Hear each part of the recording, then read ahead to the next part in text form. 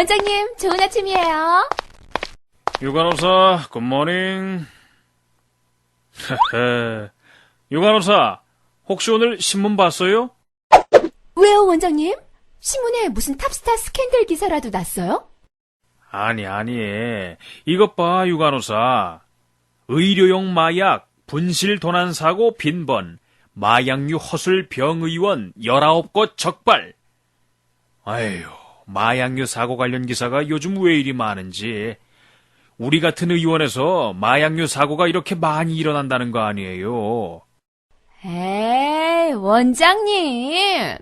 우리 의원이요. 꼼꼼하신 원장님이 마약류 관리도 허술하게 하실 리 없는데 뭐가 걱정이세요? 모르는 소리. 그렇지 않아요, 유간호사. 우리가 무심코 이 의약품들을 소홀히 다루게 되면 큰 사고가 될 수 있다고요. 아, 그렇구나. 여러분, 병원이나 의원에서 처방하고 조제 판매되는 의료용 마약류는 방금 살펴본 닥터마 원장님의 이야기처럼 자칫 소홀하게 다루다 보면 의사와 약사에게 무거운 제재가 가해지고 사회적 문제로까지 커질 수 있는 사고가 됩니다. 그래서 우리에게 의료용 마약류의 적정 관리가 요구되는 것인데요. 그럼 먼저 의료용 마약류란 무엇인지부터 살펴볼까요? 마약류 관리에 관한 법률에서는 마약, 향정신성 의약품 및 대마를 통틀어 마약류라고 말합니다. 그 중에서도 의료기관이나 약업소에서 취급하는 소위 의료용 마약류는 마약 및 향정신성 의약품 중에서 의료용으로 사용할 수 있도록 규정한 것이며 이것을 마약류라고 부르는 것입니다. 그렇다면 이런 마약류를 사용할 때 관리 책임은 누구에게 있는 것일까요? 마약류 관리에 관한 법률에서는 마약류 취급 자격을 마약류 취급자로 한정하고 있고 관리 의무도 함께 지도록 하고 있습니다. 또 여러 마약류 취급자 중에서 의료기관에 관련한 마약류 취급자의 종류는 마약류 취급 의료업자, 마약류 관리자, 마약류 학술 연구자 이렇게 세 종류로 나눌 수 있습니다. 그럼 이제부터 마약류 취급 의료업자와 마약류 관리자가 지켜야 할 사항에 대하여 차근차근 알아봅시다. 한창 진료에 바빠 보이는 닥터마 선생님. 환자의 수면 내시경 검사를 진행하려는 것 같네요. 원장님, 수면 내시경 예약 환자분 주사 준비할까요? 네, 미다졸람 주사 1앰플 준비해줘요. 네, 알겠습니다. 금고가 열려있네? 이걸 누가 열었지? 원장님! 무슨 일이에요, 유간호사? 이것 좀 보세요. 마약류 보관 금고문이 열려있어요. 어제 퇴근을 서두르다가 내가 그만 깜빡한 것 같네요. 원장님이 이런 실수를 하실 때도 있으세요? 이건 저한테 늘 신신당부하시던 부분인데. 그러게요. 제가 실수를 했네요.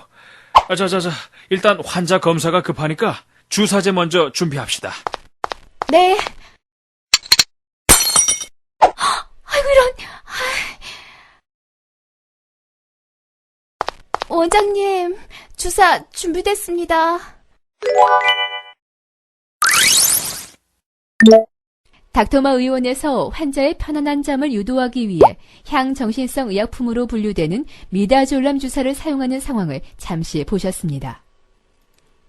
이런 마약류를 취급할 때는 어떤 사항들이 지켜져야 하는지 살펴볼까요? 우리는 맨 첫 장면에서 닥터마 선생님이 진료기록부를 작성하는 모습을 볼 수 있었는데요. 이처럼 마약류를 병의원 내에서 취급하는 경우 진료기록을 꼭 남겨야 합니다.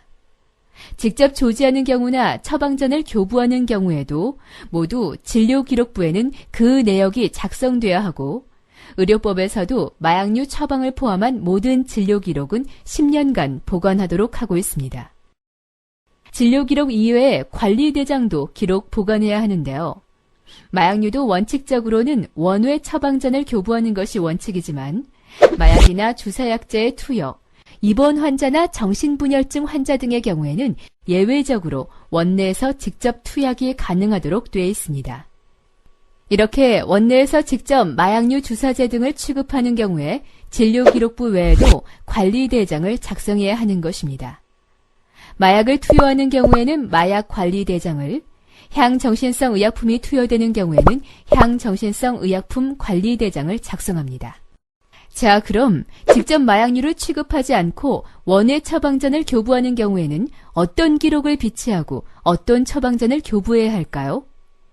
진료 기록을 남기고 일반 처방전과 같은 형식의 처방전을 교부할 수도 있지만 마약 처방전에는 반드시 의료기관 소재지, 상호, 처방의사의 면허번호 및 서명과 환자의 주소, 성명, 성별, 연령, 병명 및 교부 연월일이 기입되어 있어야 합니다. 두 번째로 유관호사가 주사를 준비하러 들어갔던 곳에 철제 금고가 열려있는 모습을 발견할 수 있었는데요. 매일매일 금고를 챙기고 기록을 남긴다면 이런 실수를 막을 수 있습니다. 그럼 마약류의 보관은 어떻게 해야 하는지 살펴볼까요? 법에서 마약은 항상 이중 잠금 장치가 된 철제 금고에 보관을 하고 일반인이 쉽게 발견할 수 없는 장소에 저장 시설을 설치하도록 하고 있습니다. 향정신성 의약품은 잠금 장치가 설치된 장소에 보관하도록 법에 정하고 있지만 도난 사고가 자주 발생하기 때문에 보다 견고한 저장 시설이 필요합니다. 또 이들 마약류는 다른 의약품과 구별해 저장해야 하고 저장 시설을 수시로 점검한 후 점검한 사항을 의료용 마약류 저장시설 점검부에 일상적으로 기록해 비치해야 한다는 것도 잊어서는 안 됩니다.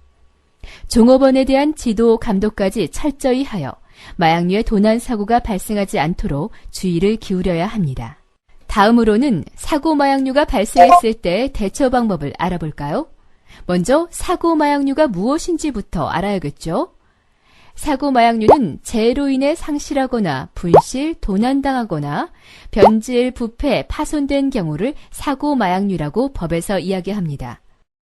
이런 사고 마약류가 발생했을 때에는 반드시 발생 보고를 하도록 규정하고 있으며 변질, 부패, 파손 마약류 등 사고 마약류가 남아있는 경우에는 폐기 신청과 같은 후속 처리도 해야 합니다.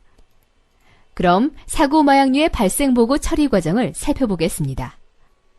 사고 발생을 안 날로부터 5일 이내에 보건소로 사고 마약류 발생 보고를 해야 하며 보고 시에는 이를 증명하는 서류를 함께 제출해야 합니다. 그럼 사고 마약류 발생 보고를 하고 의료기관에 남아있는 변질, 부패, 파손된 마약류는 어떻게 처리할까요? 법에서는 의료업자가 임의적으로 폐기할 수 없고 반드시 공무원 입회 하에 폐기 처리하도록 되어 있어 보건소로 사고 마약류 폐기 신청서를 작성하여 폐기할 마약류와 함께 제출하도록 하고 있습니다.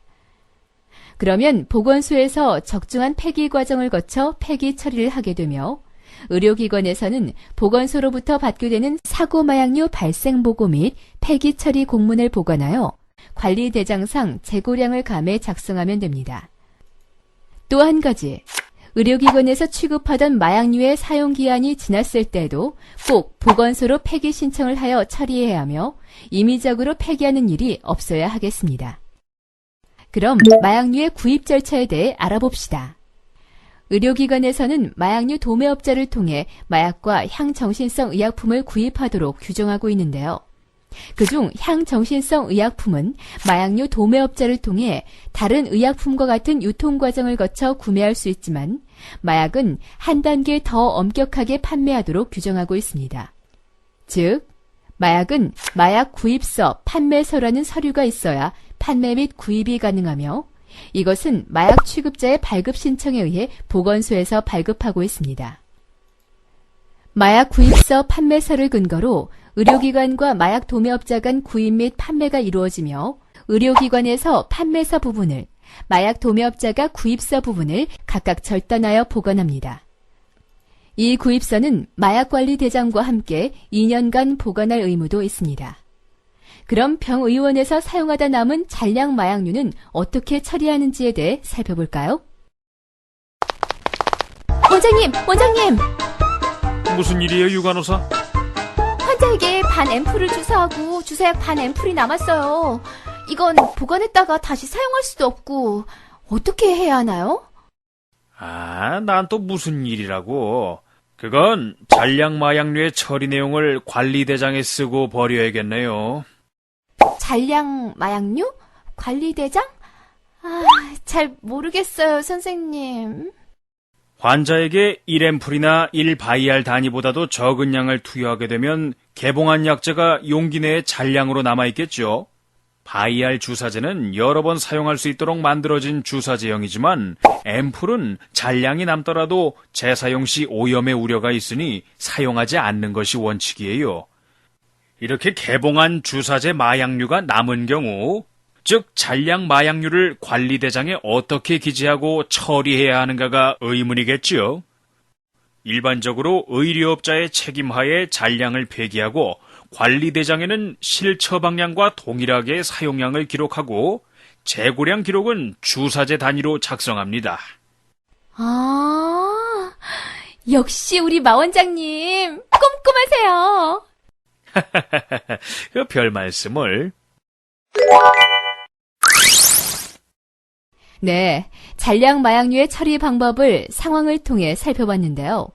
그럼 나중에 병의원이 문을 닫게 되는 상황이 올 경우에는 마약류를 어떻게 처리해야 하는지 닥터마 원장님께 직접 이야기를 들어보겠습니다. 원장님? 네. 의원이 폐업을 하게 되면 의료업자는 마약류 취급 자격 상실자가 되므로 사용하던 마약류를 폐기하거나 다른 마약류 취급자에게 양도해야 합니다. 즉, 병의원을 폐업한 후 20일 이내에는 보유하고 있는 마약류를 보건소 승인을 얻어 타 마약류 취급자에게 양도해야 하는 거지요. 재고 보관 곤란 등의 사유로 폐기 요청을 할 수도 있습니다. 지금까지 마약류에 대한 기본적인 정보와 준수 사항들을 살펴보았습니다. 마약류 관리에 관한 법률에서는 마약류 취급자는 의료기관 개설 이후 1년 이내에 마약류 관리에 관한 교육을 이수하도록 규정하고 있습니다. 따라서 강남구 보건소에서는 우리 지역 의료기관이 마약류를 취급하면서 지켜야 할 규정 등을 보다 쉽게 이해하도록 돕고자 본 교육자료를 제작하였습니다.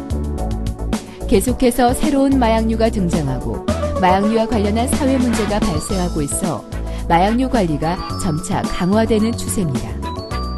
이러한 때에 자칫 관리를 소홀히 하여 위반 사례가 발생치 않도록 관련 규정과 준수 사항들을 꼭 지켜주시기 바랍니다.